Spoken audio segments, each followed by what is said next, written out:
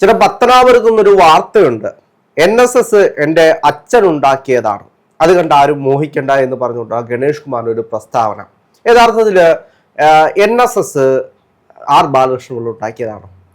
ഇല്ല, NSSൽ അദ്ദേഹത്തിന് ഒരു പേരുണ്ട് എന്നാണ് എൻ്റെ കേട്ടറിവ്. NSS എന്ന് പറയുന്ന ജാതി സമുദായ സംഘടനയിൽ അദ്ദേഹം ഒരു മാടമ്പി തന്നെയാണ്. അദ്ദേഹത്തിൻ്റെ അച്ഛൻ വളരെ ഒരു മാടമ്പി തന്നെയാണ്. ബാലകൃഷ്ണപിള്ള എന്ന് പറയുന്ന നേതാവ് അത്ര നിസ്സാരക്കാരനല്ല എന്നാണ് എൻ്റെ കേട്ടറിവ്.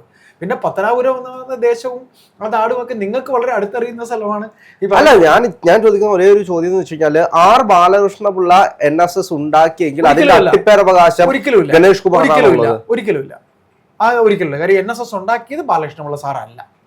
അത് ഞാൻ പറയും. അല്ല, സ്വാഭാവികമായിട്ട് ഇപ്പോ പത്തനാപുരത്ത് ആരും അല്ലെങ്കിൽ പത്തനാപുരത്തും പുനലൂരുമായി കേന്ദ്രീകരിച്ച് ആരും NSSനെ ഏറ്റെടുക്കാൻ വരണ്ട എന്ന് പറഞ്ഞുകൊണ്ടാണ് ഗണേഷ് കുമാർ ഈ ഒരു പത്തനാപുരം താലൂക്ക് അദ്ദേഹത്തിന്റെ അച്ഛൻ അദ്ദേഹത്തിന്റെ സമ്പാദ്യത്തിൽ നിന്ന് ആ താലൂക്ക് അദ്ദേഹത്തിന്റെ അച്ഛൻ ഉണ്ടാക്കിയതാണെന്ന് പറഞ്ഞു. ഇതാണ് ഈ വാർത്തകളിൽ ഇപ്പം നിറഞ്ഞു നിൽക്കുന്നത്. അല്ല, സ്വാഭാവികമായിട്ട് നമ്മളൊന്ന് ആലോചിക്കേണ്ട ഒരു കാര്യമുണ്ട്. ഇപ്പോ NSS ആരും ഉണ്ടാക്കിയാലും ആരുടെ വകയാണെങ്കിലും അതിൽ നിൽക്കുന്ന ആളുകളൊന്നും ഇവരുടെ അടിമാളല്ലല്ലോ. ഒരിക്കലും അല്ല.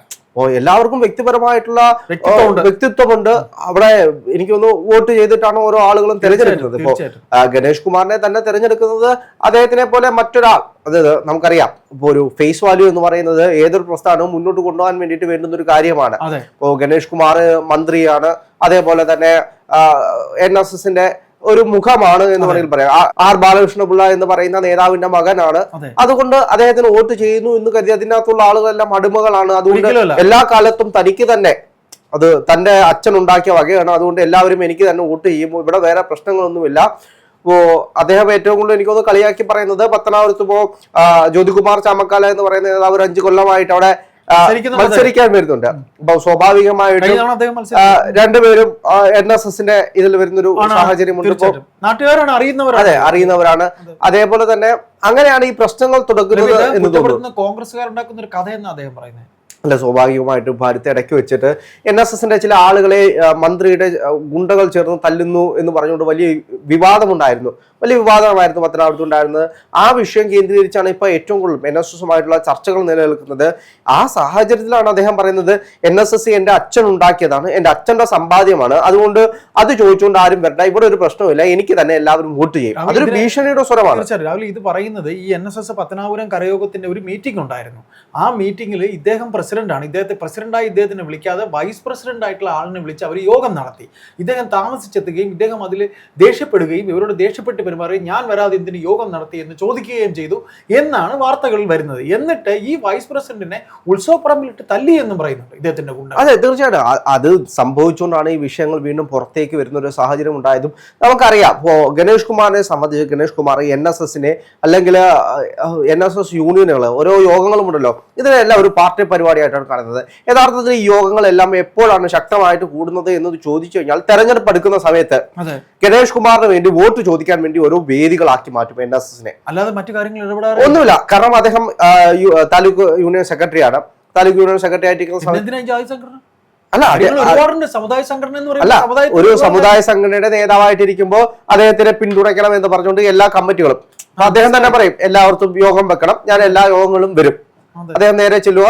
യോഗങ്ങളിലും അദ്ദേഹത്തിന് വരുമ്പോ അദ്ദേഹം നമ്മുടെ മന്ത്രിയാണ്, അദ്ദേഹം നമുക്ക് വേണ്ടി ഒരുപാട് കാര്യങ്ങൾ ചെയ്തിട്ടുണ്ട്, അദ്ദേഹം നമ്മുടെ സമൂഹത്തിൽ സമുദായത്തിന്റെ ഒരാളാണ്, അതുകൊണ്ട് വരാൻ പോകുന്ന തെരഞ്ഞെടുപ്പിൽ നിങ്ങൾ വോട്ട് കൊടുക്കണം. ഇത് തന്നെയായിരിക്കും എല്ലാ യോഗങ്ങളും സംഭവിക്കുന്നത്. അതെ, സ്വീകരിച്ചിരുന്നു. ആ സമയത്താണ് അദ്ദേഹം ഇത്തരത്തിലുള്ള യോഗങ്ങൾക്കെല്ലാം പോകുന്നത്. അല്ലാതെ ഞാൻ മറ്റുള്ള യോഗങ്ങളിൽ പോയി കണ്ടിട്ടില്ല. സ്വാഭാവികമായിട്ടും അദ്ദേഹം തെരഞ്ഞെടുപ്പ് എടുക്കുന്ന സമയങ്ങളിലാണ് പത്തനാപുരം കേന്ദ്രീകരിച്ചുള്ള എല്ലാ താലൂക്ക് യൂണിയനിലും അദ്ദേഹം പോയി ഒരു ദിവസം പോയി അവിടെയുള്ള എല്ലാ ആളുകളെയും കണ്ടിട്ട് ഞാനൊരു NSSകാരനാണ്, എന്റെ അച്ഛൻ ആർ ബാലകൃഷ്ണപിള്ളയാണെന്ന് വീണ്ടും ഓർപ്പിക്കും. എന്റെ അച്ഛൻ ആർ ബാലകൃഷ്ണപിള്ള ആയതുകൊണ്ട് നിങ്ങളും എനിക്ക് വോട്ട് ചെയ്യണം. രാഹുൽ പറഞ്ഞ വോട്ട് തേടലാണ് നടക്കുന്നത്. സ്വാഭാവികമായിട്ടും അവിടെ ചെന്നിട്ട് അദ്ദേഹം വികാരധീരനായിട്ട് അദ്ദേഹത്തിന്റെ അച്ഛനെ പറ്റി സംസാരിക്കും.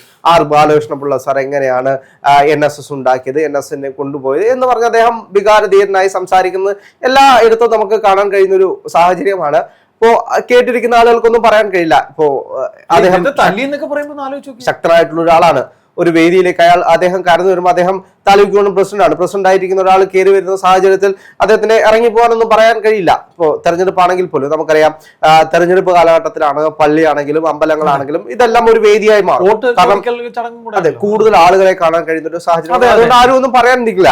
അപ്പോൾ സ്വാഭാവികമായിട്ടും പത്തനാപുരം താലൂക്കിനെ സംബന്ധിച്ച് പത്തനാപുരത്ത് NSSന്റെ പെർസെന്റേജ് കൂടുതലാണ്. അപ്പോൾ ആളുകളുടെ, അതായത് നമ്മൾ നോക്കുകയാണെങ്കിൽ അതിന്റെ സ്റ്റാറ്റിസ്റ്റിക്സ് പരിശോധിക്കുമ്പോൾ NSSന് ഏകദേശം 40-47% വോട്ട് ഷെയർ ഉണ്ട്. അപ്പോൾ സ്വാഭാവികമായിട്ടും ആ വോട്ട് കൊണ്ടുകൂടിയാണ് ഗണേഷ് കുമാർ എന്ന് പറയുന്ന വ്യക്തി വിജയിക്കുന്നത്. അപ്പോൾ NSSന്റെ വോട്ട് കൊണ്ട് വിജയിക്കുന്ന ഒരാൾ എന്ന് വേണമെങ്കിൽ ഗണേഷ് കുമാറിനെ പറയാം. തീർച്ചയായിട്ടും അതിനപ്പുറത്തേക്ക് രാഷ്ട്രീയ സാഹചര്യങ്ങൾ പലതുണ്ടെങ്കിലും അദ്ദേഹം തുടർച്ചയായിട്ട് വിജയിച്ചു വരുന്നത് ഈ ഒരു പ്രിവിലേജ് ഉണ്ടായതുകൊണ്ട് തന്നെയാണ്.